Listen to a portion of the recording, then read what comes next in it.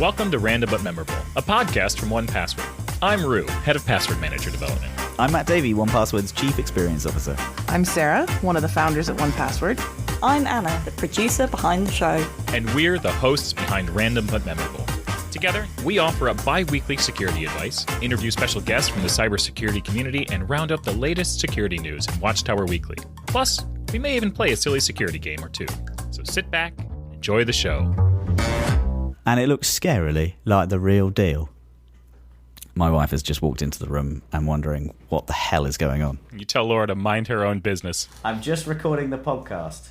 He kept the accent while he told her that. Okay. So good. What are you handing me? You're handing me a bowl of the cat's awful liquid medication that smells like mixed up meat. Oh. You're welcome. Oh, goodness. Random but memorable, everybody. Oh, it smells like hot meat in here now.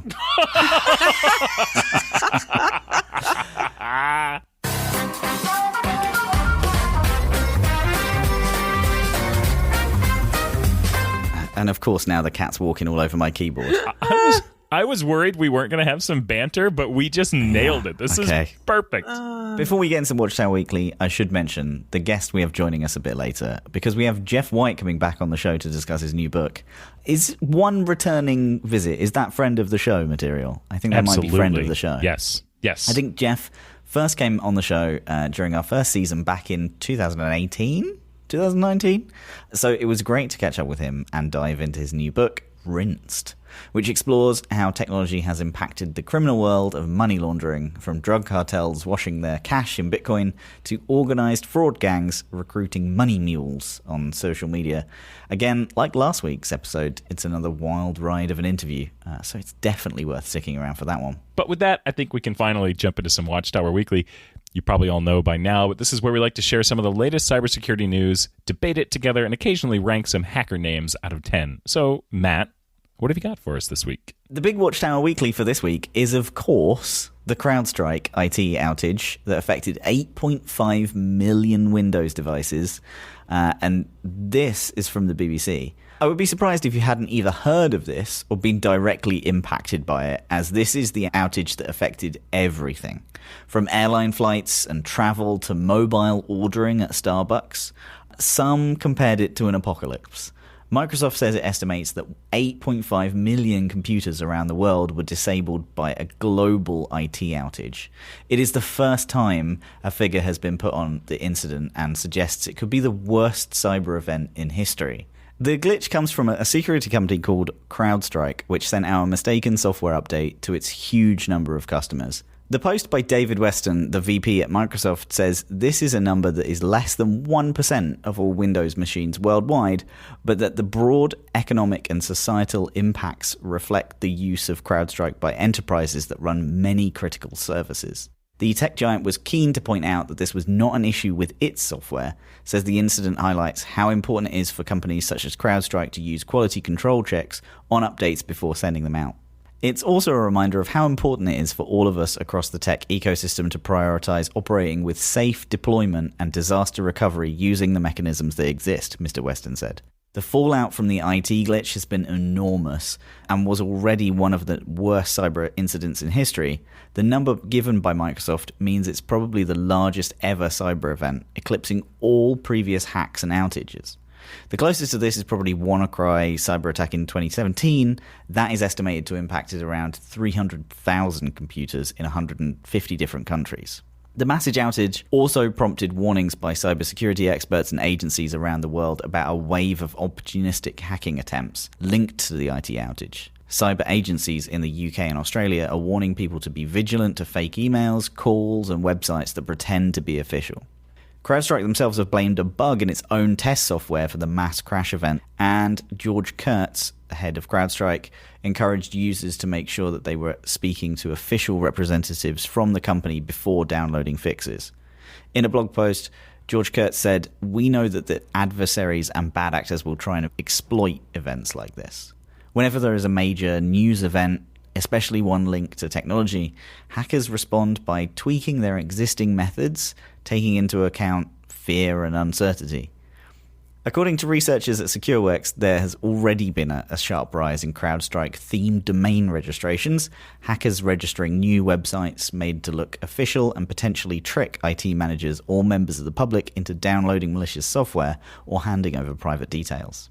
Cybersecurity agencies around the world have urged IT responders to only use CrowdStrike's website to source information and help. The advice is mainly for IT managers who are the ones being affected by this as they try to get their organizations back online. But individuals too might be targeted, so experts are warning to be hyper-vigilant and only act on information from the official CrowdStrike channels. One slightly amusing but also scary aspect of this story was that nearly every flight in the US was grounded following this CrowdStrike outage. Southwest Airlines flights remained unaffected because they were still running Windows 3.1. An operating system that is 32 years old. Oh, incredible. Southwest Airlines, along with UPS and FedEx, haven't had any issues with the CrowdStrike outage. In response to CNN, Delta Airlines, Spirit, Frontier, and United all reporting issues. Southwest Airlines claimed its operations continued as normal. That is amazing. I'm so excited by this. It's wild. Major portions of Southwest Airlines systems are reportedly built on Windows 95 and Windows 3.1, which is something the company has already come under fire for in the past several years. It should go without saying that Southwest needs to update its system, but in this case, it was actually saved by the ancient operating system, and it seems to be doing them some favors, maybe to avoid a Y2K level apocalypse. That's crazy. I love this. I love it. This is the reason why people like me are like, I don't need to update my software. I'm okay. I'm just going to keep riding Snow Leopard as long as I can. I don't need to upgrade. And then, you miss out on some things, but then look, my planes are still taking off. Nah. That is remarkable. The thing that I don't understand by the whole of this is this is what a nightly or a beta thing exists for, right? Mm-hmm. To test software, not in a test simulation, not in a test scenario, but actually roll it out to a small amount of things, a small amount of people before you release it wider than that. I say this from a perspective of there was a nightly that came out for 1Password. Was it yesterday? Internal only, but it still meant that this morning I couldn't use 1Password, and it was very annoying. Better you than all of our customers. Well, yes. I did shout loudly. And that's how this thing should work, right? Exactly. I think that's the benefit that we have, though, is that we actually use our product, right? That's what makes it so nice to work on something where you can actually do your thing and see if it's actually working, and then you're impacted by it just the same as our customers. This was our wellness day. This happened on our wellness day, and the internet could not have melted down on a better day for us. So I actually didn't even know that this was happening until I think maybe Rick texted me, and it was like, oh, not a good day to be on the internet or something like that. And I saw what had happened. It was on the news for me as soon as I woke up, because one of the big news channels here was also down. They literally couldn't broadcast. Yeah, that's right. We had that here too. It was so pervasive. Yep. Wild. Okay. This next one, school gets an F for using facial recognition on kids in canteens. This one, including the punning headline, is from The Register. The UK's data watchdog has reprimanded a school in Essex for using facial recognition for canteen payments, nearly 3 years after other schools were warned about doing the same. A statement from the Information Commissioner's Office, the ICO, said a school in Chelmsford broke the law when it was introduced facial recognition technology, FRT, to take cashless canteen payments from students in March 2023. By processing biometric data to uniquely identify people, facial recognition can result in high data protection risks, the regulator said. It reprimanded the school, which caters for around 1,200 pupils aged 11 to 18, for failing to carry out a data protection impact assessment before starting to use the facial recognition software as required by UK data protection law at the time. At the same time, the school failed to carry out an assessment of the risks to the children's information before it introduced the facial recognition as the law requires. The regulator said the school had not properly obtained clear permission to process students' biometric information, and the students were not given the opportunity to decide whether they wanted it used in this way. Lynn Curry, the ICO head of Privacy Innovation, said handling people's information correctly in a school canteen environment is as important as handling of the food itself.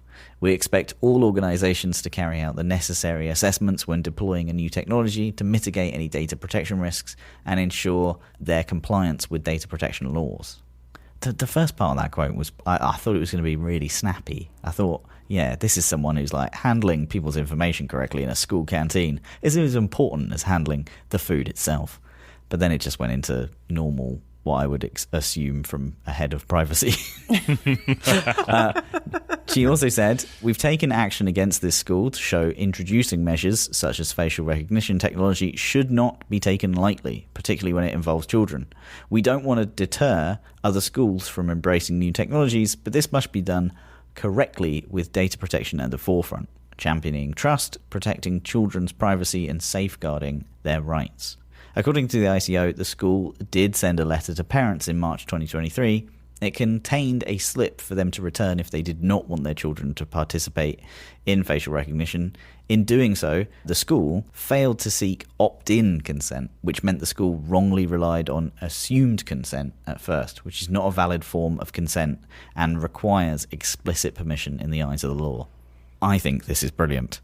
This is exactly what the Information Commissioner's Office should be doing. Where something is a opt-in consent and it's really blatant abuse of that, absolutely they should chase up. Yep, I agree. Agreed. Love it. What I do feel like is this got particularly pointed out because it's a school, but I bet there's many, many other companies that are doing something like this in not a great way and not as consented as should be. So you think the school was an easy target for, let's make an example out of them so then other companies pay attention because there's a bunch of other companies we should be focusing on? I'm trying to figure out the level of paranoia here. Like a mild level of paranoia. I'm assuming that they're trying to make a point that you shouldn't do it in schools because schools are one of the worst places that you could do it. Because, like, the parents are making the decision for the children. It's even kind of worse. Sure, but like parents do need to be making these calls for their kids, right? You're not saying that they shouldn't. No. I'm not saying they shouldn't. I'm just saying like the opt-in consent is like a letter home to the parents that has a slip in it, right? It's a It's a bit more loose than you must click this button in order to continue.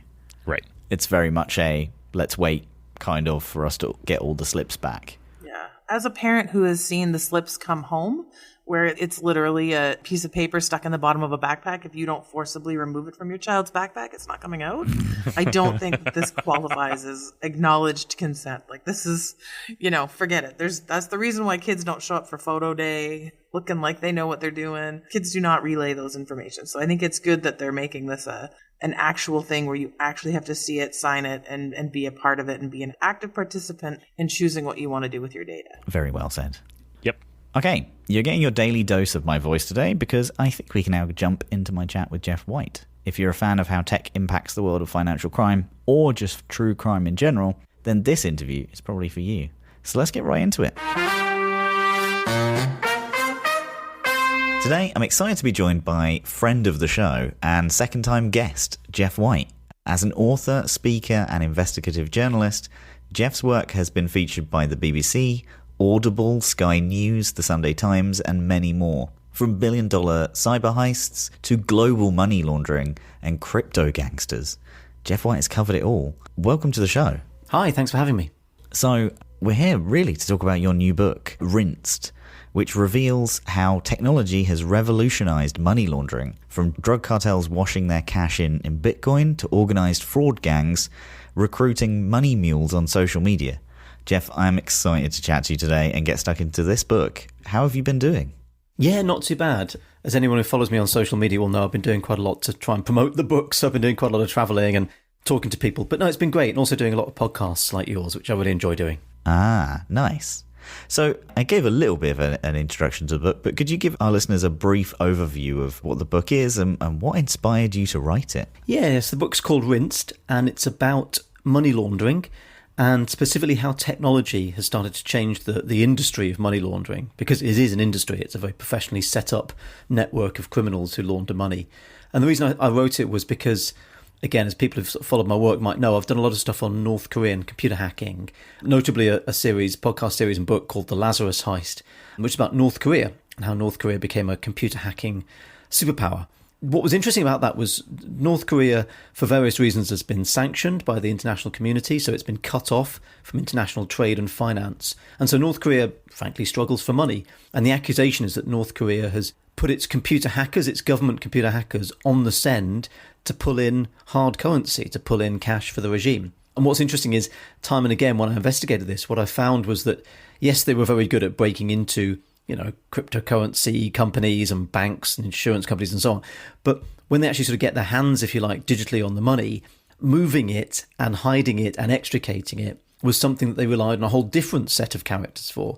So these people are equally technologically savvy, but in a different way. They understand international finance. They understand how to set up money mule accounts, how to move money from one jurisdiction to another, how to launder cryptocurrency. So what I found was, this cybercrime community, it's not just North Korea, cyber criminals in general, were reliant on a lot of these money laundering networks. And then as I investigated further, I realised, of course, that many types of organised crime, so cartel drug dealing, large-scale prostitution, fraud rings and so on, all of them exist to make money, and that money is increasingly being digitised and washed through these kind of high-tech money laundering networks. So that's what made me want to write a book about it. Do you think it's a completely different landscape and a completely different bunch of criminals that are doing this? Like, how has the transition to a digital economy impacted this?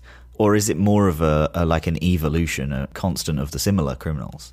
Well, it's interesting. There's a couple of things that have happened. It's happened in both traditional finance and what you might call new finance. So in traditional finance, you're talking normal standard banks, legal banks, and very old financial institutions. We've had this sort of sudden rush towards digitization, virtualization, and frictionless, faster economy. So you can look at things like online account creation and faster payments and contactless payments and so on. All these innovations, the idea is make it easy, make it smooth, make it quick. And obviously the COVID pandemic really, really pushed that forward. Banks were largely closed. People weren't going out. Online account creation, online account manipulation had to be part of the deal. And so that fast forwarded a trajectory that was already happening. Now, for money launderers, what that means is you can bounce your money through many, many banks very, very quickly, which makes it potentially hard for law enforcement agencies to keep up. You've also got the whole emergence of what you might call new finance. So people will be familiar, your listeners I'm sure will be familiar with cryptocurrencies like Bitcoin and so on. So there's that, but there's also things like NFTs and video game currencies as well. There's huge amounts of money sloshing around video games like Call of Duty and so on. And again, money launderers have spotted these new fringe bits of the financial community that a lot of people don't really think of as money in inverted commas. For the money launderers, they're just thinking, well, if I can put some of my funds into that, great. It's international, it's not particularly well regulated, and it moves at lightning speed. That's ideal territory for me as a money launderer to get involved in. So both on the traditional finance side and the sort of new finance side, we've seen innovations that mostly inadvertently and unwittingly assist the kind of high-tech money laundering that I'm talking about. I've never really thought about game currency being a way to do that. Yeah. It's kind of fascinating. Absolutely, yeah. I mentioned Call of Duty there. What was interesting was, again, you and your listeners might not think of, video game currency as being particularly useful for money launderers. The way these games work is there's often an in-game market. And with Call of Duty, there wasn't so much an in-game market, but there was a sort of side market where you could buy and sell assets for the game, things for the game.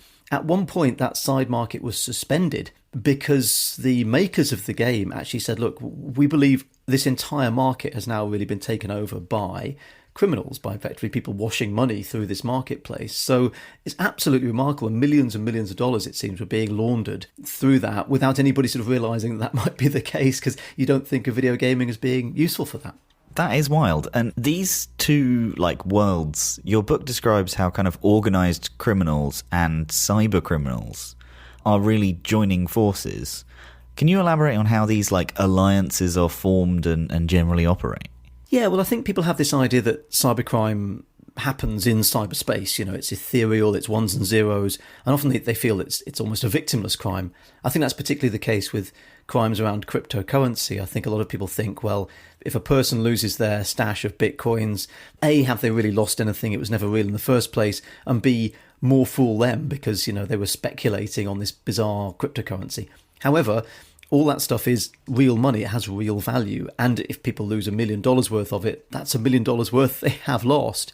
But the thing that was interesting was, at a certain point, that kind of very digital, very ones and zeros, very cyber crime starts to hit street level. Because at some stage, most of the criminals who are stealing this stuff, and I include North Korea in this and the allegations against it, but also cybercrime gangs, they need to at some stage buy stuff. They want to buy a yacht, they want to buy a nice apartment, they want to buy a nice dinner in a fancy restaurant. In North Korea's case, they might want to buy nuclear weapons and missiles, which is obviously the very serious side of this. And so at some stage, you kind of need to pull your money into some kind of real world environment or more real world environment. And so often what you're reliant on there is street level money muling gangs. You need people who've got dudes who go around ATMs and actually withdraw the money for you. One of the North Korean cases, they hack into a bank in India back in 2018, this was. They managed to compromise the bank's ATM software. And what that meant was anybody at an ATM, a cash point, anywhere around the world with one of this bank's cards, the Indian bank's cash cards, could put it into a machine and withdraw as much money as they liked. And so that's fantastic for the North Korean hackers who allegedly were behind this. But of course, they've got a problem. They've then got to get people around the world to cash points. And so they managed to pull out, I think it was $11 million in 29 different countries. And they managed to do all of that within 2 hours. They had a street team of people, hundreds of people going from cash point to cash point. But of course, at that point, you've got dudes running around in 29 countries with wads of physical cash. How do you reconcile that back? How do the hackers back in Pyongyang, the capital of North Korea, get the money reconciled back to them? So I found that really fascinating, this sort of border space between very, very high-tech cybercrime, but also street-level gangs of money launderers. Hundreds of people, that's a huge operation. Many countries as well. Yeah, as I say, 2 hours, 13 minutes was the timescale within which this cash was withdrawn. It needed to be coordinated in multiple different countries. Of course, with people speaking multiple different languages, it was an immense operation to configure and to get on the go. It's an absolutely fascinating story. There's a bunch of kind of wild stories in your book. Could you share one or two that really, stood out to you, like the most during your research? Yeah, the one I think that really sort of stunned me and went on a very bizarre journey and ends up in a very strange space. Again, it's an alleged North Korean job, this one, but they're accused of breaking into a video game called Axie Infinity back in 2022. Frankly, I'd never heard of this game. I'm not a huge gamer anyway, but I hadn't heard of this game. It was particularly popular in Southeast Asia. At one point, the company behind it was valued at about $2 billion, so it's a hugely successful game. It was all based on cryptocurrency, so whilst in the game you were playing with these little characters called Axies, which were based on salamanders, and you were wrestling them and fighting them in the game. That was a sort of gameplay. What was actually behind it was a cryptocurrency marketplace. You could buy and sell your little characters in the game, and what you were effectively buying and selling was cryptocurrency. What was interesting is the hackers spotted the massive amounts of money sloshing around in this game and decided to steal as much of it as they could. They broke into the game by sending an employee of the company a phishing message pretending to recruit them for a really highly paid fancy job. And so obviously the employee of the company thinks, well, that's great, I'll get more salary here. They fall for the phishing attempt and downloaded a document laced with a virus which allowed the hackers access to the game and the game's servers. After a bit of chicanery, they managed to pull out $625 million, which is a vast amount of money. I think that is the largest amount of money stolen in one go from one victim valued at the time of the theft. It's very hard to find a single one-off, one-hit theft that's more than $625 million.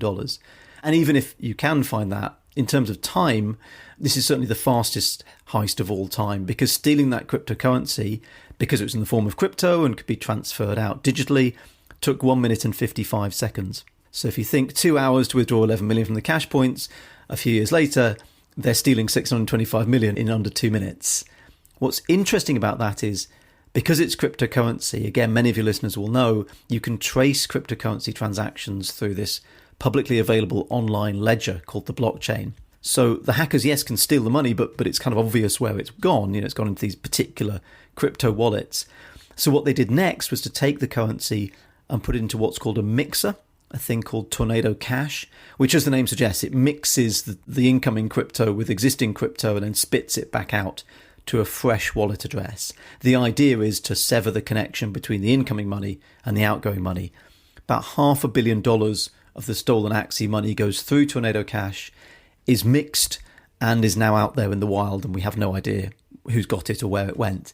Now, what's interesting is you could think, well, what a terrible thing Tornado Cash is, what a terrible thing they've done to launder $500 million for the North Koreans. But a lot of people in the crypto community and tech community have actually defended Tornado Cash and said, well, look, that's not great, we understand, but we need services like Tornado Cash to preserve our privacy, to preserve what is effectively basic freedoms and liberties when we're using cryptocurrency, which is, after all traceable. So actually, the crypto community's pushed back on attempts to prosecute Tornado Cash and its founders, saying, well, no, this is a good service, we need this, we know that it was badly used, but we need this service. So it's ended up in this amazing sort of freedom of speech, privacy type debate at the heart of the US government, all around this sort of attempt to launder the money from the North Koreans, all based on a video game involving salamanders. I mean, if you wrote it as a fiction, people probably wouldn't believe it happened, but it's all true. Do you think there's movie scripts for this in the process of being made into a movie? But or is society, are we not at the point where we actually accept this stuff? Like, it really doesn't sound believable, but it is literally true. It's interesting. I was cheered actually by the recent release of the latest Jason Statham movie. For listeners unfamiliar, Jason Statham is a British hardman actor who spends most of his films beating people up. The plot of The Beekeeper, the most recent one, was him taking on a sort of gang of cyber criminals who scam people from a sort of scam compound.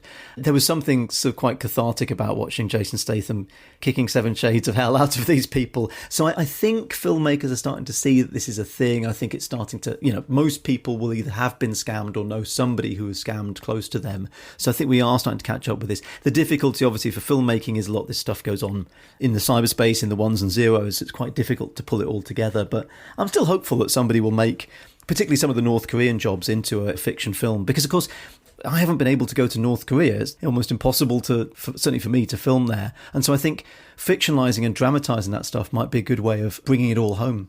I've seen The Beekeeper.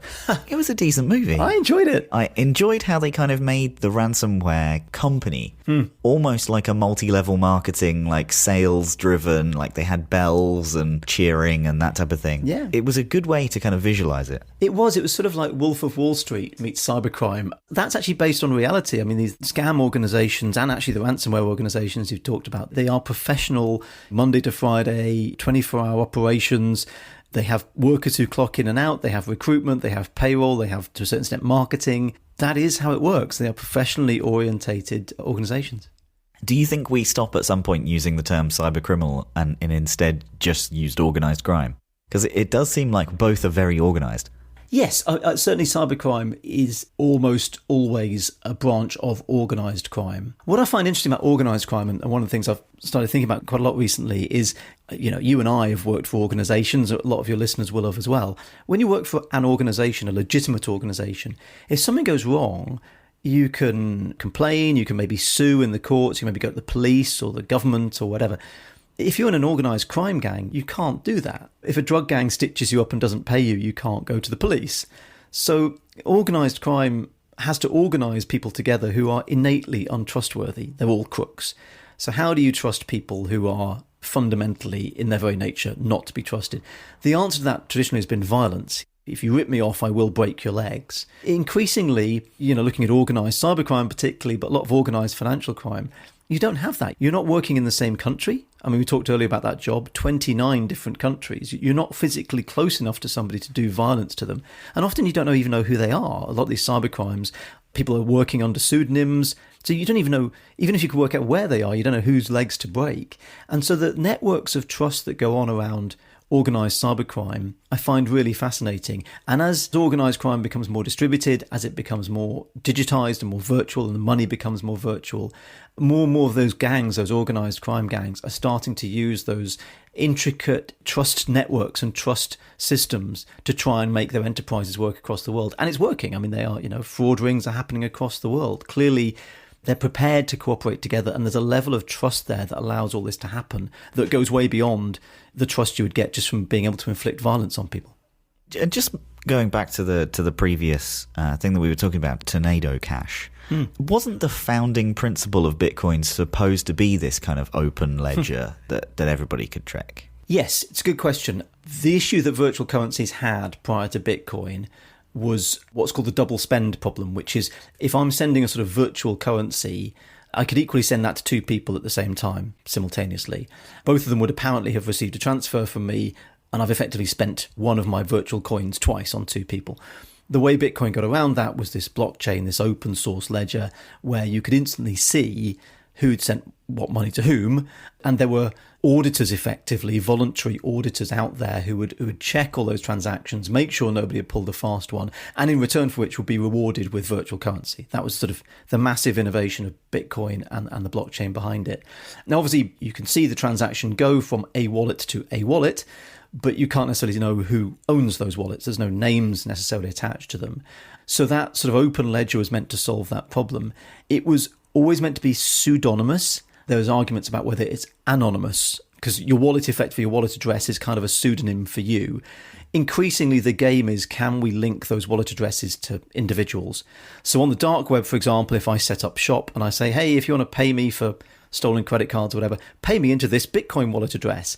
Well, from then on, you know that my dark web identity is linked to that Bitcoin wallet address. And if I get arrested and exposed, you can then link my name to that Bitcoin wallet address. So de-anonymizing this network's been sort of part of the game. But if you use it correctly, you can use Bitcoin anonymously. It's possible to use it. It's just, for a lot of people, that's not necessarily what they're after. And for some people, they try and be anonymous, but they get caught out. What's interesting now is the debate within the crypto community of people saying, well, yeah, I understand all of that, but I want anonymity, proper anonymity. I get that with cash. I can withdraw cash and no one can attach it to me. It's just pure bare cash. I want the same thing from cryptocurrency. I want privacy. I don't want to be tracked. And interestingly, we're seeing this around this thing called central bank digital currencies, CBDCs, which is the idea that at a government level, you know, these blockchain ledgers and these tracking systems will be used.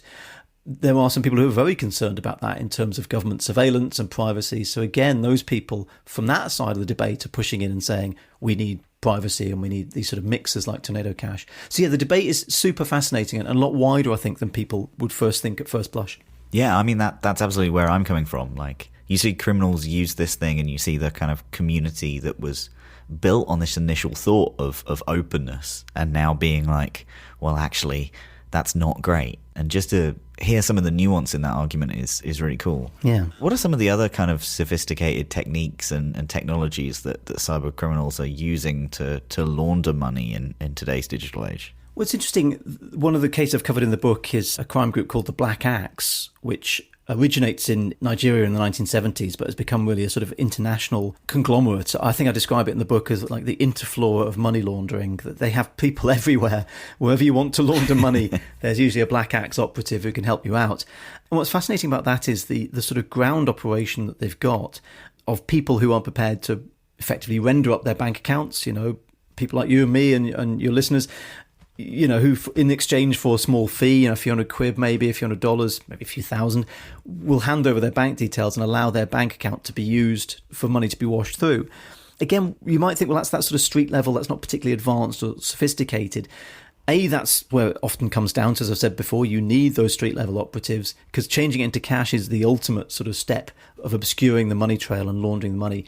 But B, there is a high-tech, very high-tech aspect to this because social media is being used as the recruiting tool for these people. You know, if you go on Instagram and Snapchat and you follow the right hashtags and the right accounts, you will see, I don't know what the figure would be, it's certainly in the hundreds, maybe the thousands, so worldwide, possibly even millions of accounts that are encouraging people into this and saying, look, you can make big money. Here's what you can buy. Here's the trainers you can buy, the car you can buy. Here's the expensive watches you can buy if you take part in this sort of exercise. So again, there's this use of very advanced sort of social media recruitment tactics to pull these people in. And of course, frankly, if your money mule then gets caught weeks, months, years later, who cares? You know, you've rinsed the money through their account. It's their problem. They're the ones getting taken to court. So I find that super fascinating in terms of using high-tech means of social media for what is quite, in the end, a low-tech exercise. Yeah, fascinating that people still kind of follow that through, especially coming from social media, right? I think the inherent untrustworthiness of the amount of scams, you'd really avoid it, but I guess the watches and the cars really draw people in. Yeah, and the gangs are extremely used to convincing people. And one of the interesting things they will tell their victims or recruits, depending on how you regard the sort of money mules that they're recruiting, is to say, empty your bank account out of money. We don't put any money in your account. Put the balance at zero, because we're not going to steal your money. So you can give us your bank account login and there's no money there for us to steal. If there's no money in the account, we can't take any of your money. We're just going to push money through your account. And by the way, once we're done, you'll be left with £500 or whatever it is. So again, in terms of sort of getting around people and convincing them around these scams, those money laundering gangs are extremely adept at that. And when researching for the book, were people really forthcoming in talking to you about this, or did it take some kind of real investigative digging and tactics? It's an interesting one, yeah. I'll be completely frank about this. The idea that I have, dark web contacts who I'm constantly in touch with, that's not the case. I mean, for a start, most of the cases I'm covering in the book are cases that have been prosecuted. So somebody's been actually sent to prison for it. You can then get the full story. You understand the villain and what they did, but you also understand the police activity around that. So you get the whole sort of story coming together. It contained in those court documents is often a huge treasure trove of information, obscured in layers and layers of legal language that actually tells you the story of what went on, of who communicated with who, when, and what they said, and so on. Obviously, the law enforcement side, particularly when they get a successful prosecution, are sort of very willing to speak. But you do also get, I'm keen to hear the sort of villain side, the kind of wrongdoer side. So again, going back to that money muling recruitment thing on social media, one of the things I did for the book was to set up an account on Instagram and start making myself available for money laundering. Obviously, I didn't go through with it because that's a crime, but I got contacted by people who were explaining to me, this is how it works, this is the details I need from you, this is what I need you to do for me. And so you get this insight into how quickly these people will, frankly, hop on a phone call and talk you through the process of money laundering. One of the most bizarre ones was the first chapter of the book talks about a crime gang in Manchester, a couple of sisters called the Din sisters, who are a couple of middle-aged women who ran a beauty salon, effectively, a beauty business online. By day, but by night were smuggling in heroin and selling it in the north of England. They hit on the idea of turning their cash profits from the drug dealing into Bitcoin because, as the book plentifully points out, cryptocurrency is a very useful tool for criminals like that to move their money. One of the people who was couriering their cash to the Bitcoin broker was a guy called Arjam Badesha, who did 3 years in prison, sentenced to 3 years for that. He'd got out by the time I was researching the book, so I contacted him to ask for an interview because I wanted to hear his side. He didn't want to speak to me, but the next day his dad phoned me up, which is quite bizarre, explained to me that his son, had been caught out and was innocent and fell in with a bad crowd, etc., etc. So I went back after this to Manchester police, who had originally talked to me about the story, and I said, I heard from Arjam Badesha's dad, Jack Badesha. And they said, yes, did he tell you about his own criminal conviction? Which surprisingly he hadn't.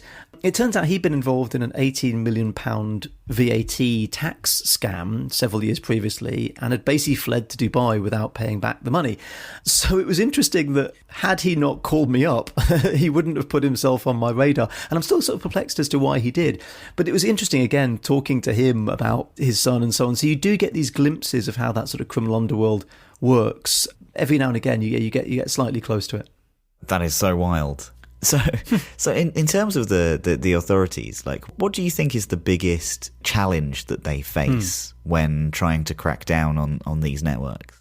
Firstly, it's knowledge. And there's this interesting cultural aspect, certainly in British policing, and it might be the case in other countries as well. I sort of feel like people join the police because they want to jump in a fast car with blue lights and sirens flashing and go around and smash a door down and put someone in handcuffs, who's an evil wrongdoer. I think that's still a motivation for a lot of people signing up for the police.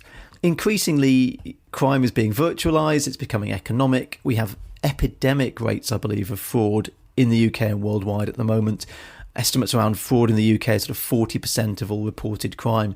Frankly, those fraud gangs, you're not going to jump in a car, bash down a door and put that person in handcuffs, much as Jason Statham's film The Beekeeper might suggest. That's possible, because they're based in different jurisdictions. I mean, we talked earlier about that case, the 29 different countries. That's a deliberate tactic by the crime gangs. The more countries you base yourself in, the harder it's going to be for any one country's law enforcement team to track you down.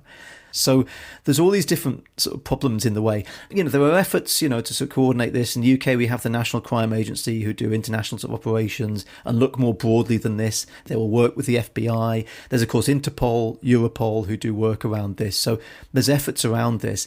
But so many of these scams are happening to individuals at a local level. And from a lot of people's experience that I hear, going into your local police station to report this, you just don't feel you're sort of getting anywhere. And that's the other issue, of course, is if you report it to your local police station, they will log it, they will record the details, and it could be years down the line, your case and your evidence helped with the prosecution of some massive case. But by that stage, your local police officer is not going to phone you up and say, oh, by the way, you reported 2 years ago. It turns out we arrested the person and, thank you for your...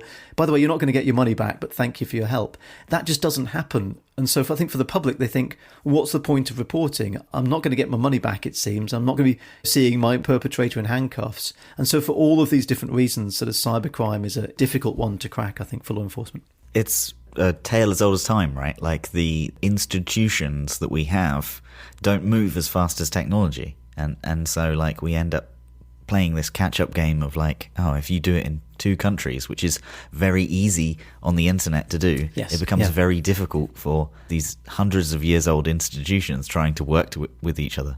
Yeah. So through all of your research into this, what did you conclude is kind of the best way that we as an average person can better ourselves or the organizations that we work for from becoming targets of these more and more sophisticated cyber attacks and cyber criminals? Yeah, it's interesting. I mean, look, on the money muling side, I've talked about social media being used to recruit money mules. I'd imagine, frankly, your listeners are not going to probably be caught out by that. They're probably not going to be likely to be tempted in, with the promise of a few £100s or dollars or euros or whatever to make their bank account available. But, you will have younger friends, maybe sons, daughters, etc., who might be, so it's worth alerting to that thing and saying, look, there's a scam going around where they try and get access to your bank account. You do realise that's a criminal offence. You'll go to jail for that.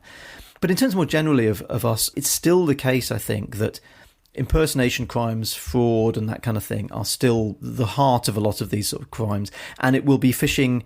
We used to say phishing emails. It's now phishing messages. So it'll be phishing messages coming into your Facebook account, coming into your Instagram, coming into your Twitter direct messages, potentially social media, LinkedIn and that kind of thing, text messages. Increasingly, the unfortunate case is that any message that comes into you, it's increasingly difficult to really know that actually came from the person who appeared to send it, particularly the scaling up of artificial intelligence and the use of deep fakes. Voice calls in the voice of the person that you think you know are increasingly doable. Video will be the next thing in that. You'll be able to get a video call from somebody who really does look like your friend on a video call. All of us just have to kind of up our defences to that and start, particularly when it comes to money. If there's a message you receive that has anything to do with money, credit card details, bank account transfers, passwords, anything like that, the alarm bell should ring to say, I think this is my friend or my colleague or my son or daughter or whatever, but I need to check. I just need to put some extra thing in place to check. I mean, we're seeing cases all over the place of this. We're seeing elderly relatives getting calls apparently from their younger family members saying, I'm trapped in this country, I've lost my passport, can you send me money? And of course it sounds like their voice. Again, it's money, it's contact. Take the next step to work out, is that really your relative contacting you? But we're seeing it at a really high level as well. In Hong Kong, a firm called Arup was caught out recently losing $25 million because there was a fake video of not just the chief executive, but senior members of the team that a senior finance person fell for and transferred $25 million. So I think basically any conversation, any contact that you get that has anything to do with money, the alarm bell just immediately needs to ring for us, whether it's in our private life or professional life, to say, is the person I'm communicating with actually the person that I believe they are? That's the defense shield we need to put up that I think will save a lot of this stuff. This is kind of like a big trend that we're seeing, which is people like gaining information through stolen credentials and through stolen information and then pretending to be those people in order to ask for money. Are there other trends that you're kind of foreseeing in the realm of cybercrime and general money laundering? Certainly in terms of the fraud, fraud is a crime of deception. So basically you are deceiving somebody to thinking you are one thing when you're actually in reality another thing. So as I say, artificial intelligence is fed into that because you can generate voice, you can generate video, so it feeds into that sort of crime of impersonation. In terms of money laundering, the sort of cutting edge of it is these whole new realms of finance. I've talked about things like NFTs and video game currency and so on. What's interesting is they're the very fringes of society, the very fringes of regulation, and there's huge amounts of money sloshing about in them because people, frankly, will often be keen to speculate on those kind of things. A new currency comes along, a virtual currency, or a new video game, or as we saw with NFTs, the NFTs behind these random pictures of apes, people will sort of put money into them. So that's where the sort of game is going on in that respect. So finally, wrapping things up, where can people go to learn more about you or purchase the book? Good point, yeah. So my website's geoffwhite.tech. So it's Geoff with a G, Geoff, and White like the colour, and it's .tech, TECH. And the book is available, it's called Rinsed, it's on Amazon. Also for folks, particularly in the UK, bookshop.org is a great website where if you order it, it goes through your local bookshop. So your local bookshop gets the money, but you get the book delivered to you like Amazon. So I'd recommend that as well. But yes, that's where people can find out. Amazing. Thanks for coming back on the show. Thanks, I really appreciate it. That was an excellent interview. Thank you, Matt, and thank you, Geoff White, for joining us on the show today. Up next, we're going to switch over to our new Agony Aunt segment where we have Rue answering questions from our users and providing information on how you can make your life more secure. Our latest email comes from Michael in London. Okay, this guy's name is Michael, and he lives in London. I think this guy definitely sounds like Michael Caine. So I think I should read the letter like Michael Caine. Although saying that, I don't know whether I can muster the Michael Caine accent. For like a significant portion of time, too. Oh, yeah. Let me think about this. Right. No, it's not there. Okay, let me try again. Sorry, you have to do a few things. You have to say Michael Caine, and then you have to say not a lot of people know about that. Okay? You do those two things. Yeah. My name is Michael Caine. Not a lot of people know that. Right, here we go. Dear Rue, I hope this email finds you well. My name is Michael from London. I've received recently some suspicious emails that look quite convincing. These seem to be getting more common and harder to detect what's fake. I recently got an email from what claimed to be my energy provider. It's on the word energy provider, and it looks scarily like the real deal. At first glance, it was practically identical. I find myself questioning everything now and needing to know what to trust. Can you share some tips on what to do here? What are the telltale signs of a phishing email, and what should I do if I suspect one? Any insights would be huge help. Keep up the great work with the pod. Best regards, Mile.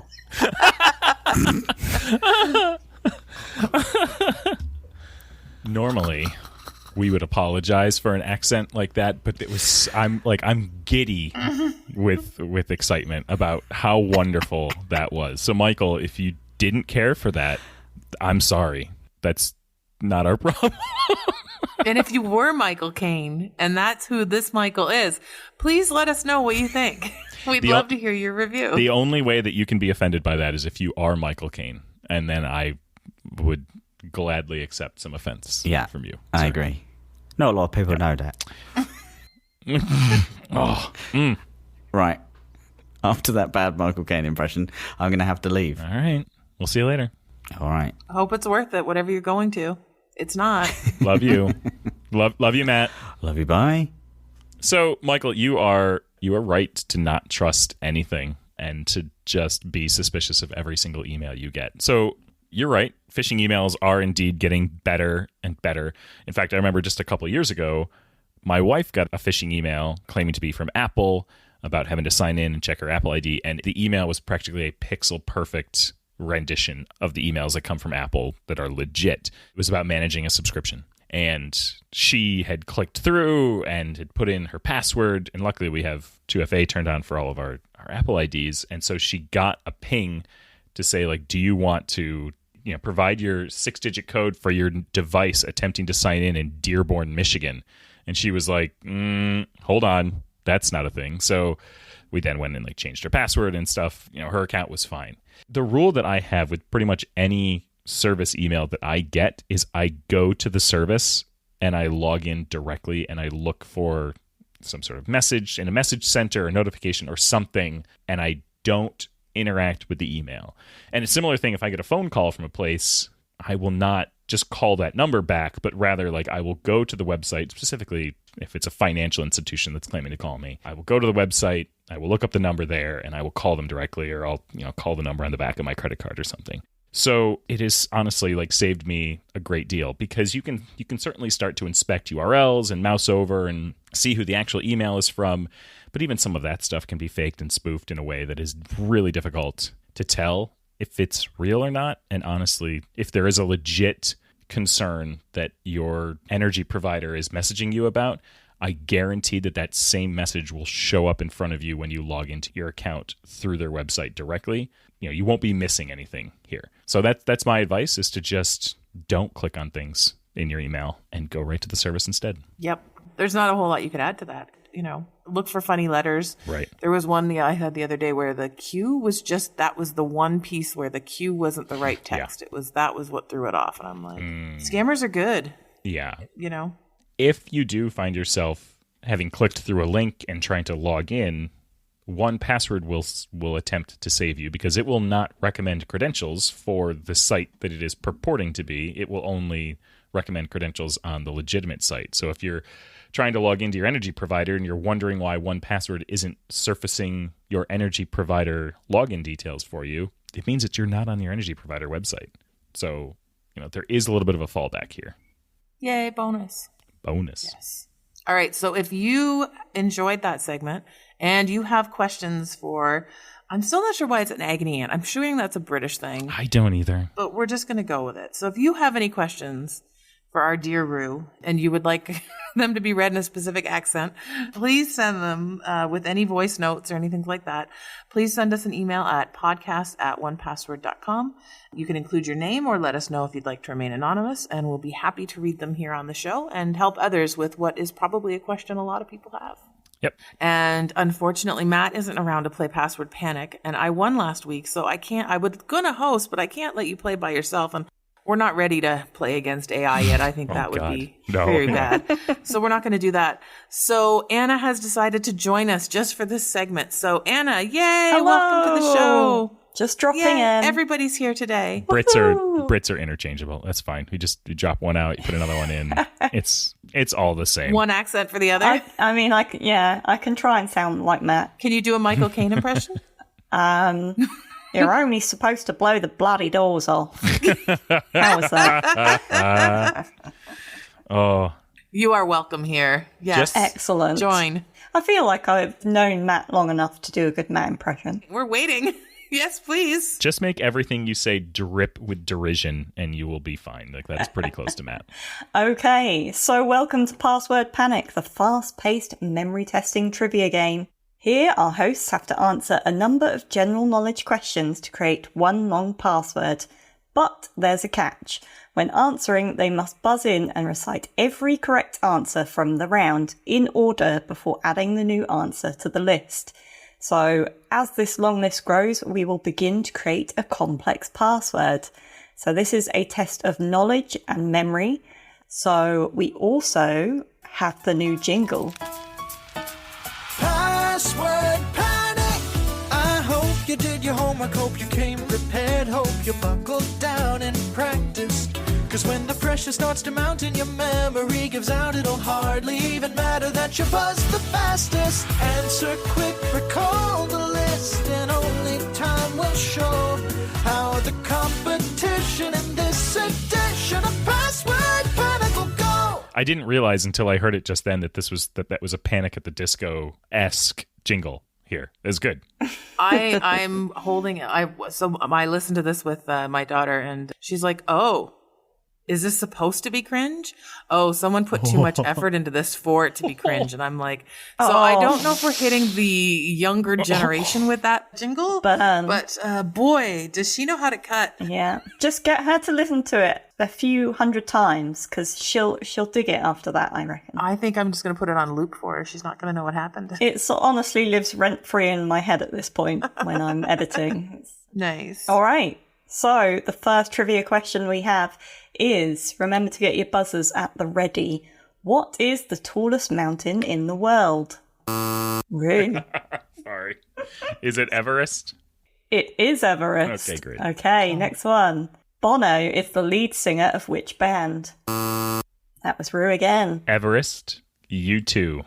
Yes, you're correct. I was like, what the is Everest? Everest is the lead singer. I totally am not going to win today. This is so rough. Oh, no. Okay, next we have, what is the hardest natural substance on Earth? Go for it, Rue. Everest, U2, diamond. Yes, correct. Oh, good job. Next up, we have, what is the punctuation mark for an ellipsis? It is Everest, U2, diamond, ... Very good, yeah. Did you know that one, Rue? I didn't understand what the question meant. Like, an ellipsis is the punctuation mark. But did you know that the ... when someone writes ... that actually has a word? Oh, yes, I knew that. Oh, see, I just thought that was like, I'm yappy in real life, so therefore I don't know how to be short on like, I didn't know that was a thing. So also, like, an ellipsis is not typed with 3 periods. If you want to type an ellipses, it's... What? Yeah, it's option colon. That types an ellipses. Option colon. It's its own character. You are blowing my mind right now. Yes. No. Oh, I didn't know Yes. that. I'm not going to remember to option my colon. I'm just going to keep hitting ... Me too. Okay, we could leave this on a cliffhanger with ... but we won't. So the next question is, how many degrees are in a circle? Go on, Root. Everest, U2, diamond, ellipses is its own character, but ... sure. And 360. Very good. Next question. Which 34-letter word has been made famous by a song in Disney's Mary Poppins? Go for it, Sarah. Everest, U2, diamond, ... 360, supercalifragilisticexpialidocious. Very good. I think I got the sound of it. It wasn't quite atrocious. And what symbol is used on social media to identify digital content on a specific topic? Can't read. Okay. Everest, U2, diamond, ... Uh-oh. Supercalifragilisticexpialidocious. Oh, you skipped no, one. I missed Oh, one. no. I skipped one. What the heck did I skip? Hold on. I mean, Sarah, if you know it, just go. Oh, it was Everest, U2, oh no, diamond? Yes, Yeah. diamond. Diamond, ... 360. Oh, 360. Supercalifragilisticexpialidocious. And then now that I don't even know that an ellipsis is an ellipsis, I don't want to say pound sign because I bet you it's a hashtag because that's the cool thing. But like, I'm old, so a pound sign. No, Pound it's a hashtag. It's the same symbol. It's the same thing. It's the same symbol. We should have left it on the cliffhanger. So that's it. Like, I lose, Sarah wins. Again, yes. Again. Second victory in a row. I don't feel good about winning that one. No, No, you should. That was good. that's very Pound good. signs are for old people, but you know, us old operating system people, me and Southwest Air, we're gonna take our old stuff and they have an operating system that runs on a pound sign. I'll tell you that. Yeah, 100%. betcha. It's called a pound Yeah. sign in Windows 3. Amazing. Yeah. Okay, Rue, did you want to enter this password into one password? The password strength came up excellent. Top marks. Terrific. We did it. Woohoo! Woo! Yay! We got letters, numbers, capitals, symbols. It's incredible. Supercalifragilisticexpialidocious. Yep. And I'm never gonna remember it. No. I don't think I could spell superfragilist. You're right. No. I can't say it again. Supercalifragilisticexpialidocious. Okay. It was the second part of that there. But I don't think I could spell that properly because I bet you there's a K instead of a C and no way I'd remember it and or spell it. You know, it's one of those ones where you have to enter the password and then you enter it again and it would be like, this is wrong. And I'm like, I'm sure I typed it the same. What did I do wrong? So, no. Poppy feature, one password. Saved my butt. Yep. Once more. Very Perfect. good. I guess Wow. that takes us to the end of another thrilling episode. It's been a journey. We've lost hosts and gained hosts along Yep. the way. This episode has everything. Exactly. Well, I guess there's nothing left to say, but Love you. Bye-bye. Love you. Bye-bye. Love you guys. Bye-bye. Thank you so much for tuning in this week. If you're enjoying the show, we'd love it if you could subscribe to the podcast on Apple Podcasts, Spotify, or wherever you listen to your podcasts.